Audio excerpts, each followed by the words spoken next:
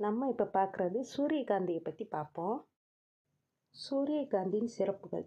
சூரியனை நோக்கும் தன்மை. சூரியகாந்தி தனது தலைப்பகுதியை சூரியனை நோக்கி திரும்பும் தன்மை கொண்டது. இது போட்டோட்ரோபிஸ் என அழைக்கப்படும். இதனுடைய வளர்ச்சி காரணமாக நிகழ்கிறது. சூரியகாந்தியின் பயன்கள் என்னவென்றால், நாம் சமைக்கும் எண்ணெயாகவும், பறவைகளுக்கு விதையாகவும், மற்ற விலங்குகளுக்கு புண்ணாக்காகவும் உதவுகின்றது. சரி, இந்த சூரியகாந்தியை பார்த்தால் நமக்கு என்ன தோன்றும் என்று கூறுவோமா?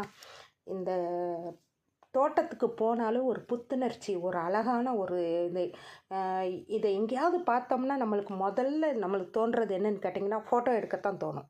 எல்லாருக்குமே அதுதான் தோணும். அதே போல் நானும் எட்டயாபுரம் ரோட்டு வழியாக போய்கிட்டு இருக்கும்போது பார்த்திங்கன்னா, இந்த தோட்டத்தை பார்த்ததுமே எனக்கு ஃபோட்டோ எடுக்கணும்னு தான் தோணுச்சு. அப்படியே அந்த தோட்டத்தில் ஒரு விவசாயி இருந்தார். அந்த விவசாயியை பார்த்ததும் அவர்கிட்ட 2 பேச்சை கொடுத்துட்டு இந்த தோட்டத்தை பார்த்தோம்னா, அவருக்கு நான் ஃபோட்டோ எடுக்கிற பார்த்தது ரொம்ப சந்தோஷமாக இருந்தது.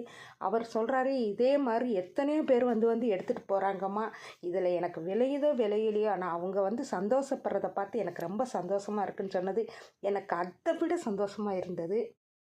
நீங்கள் யாராவது வந்தால் இந்த சூரியகாந்தி பூவை பார்த்ததும் உங்களுக்கு யாருக்கெல்லாம் ஃபோட்டோ எடுக்கணும்னு விருப்பம் இருக்குங்கிறத எனக்கு தெரியப்படுத்துங்க பார்ப்போம்.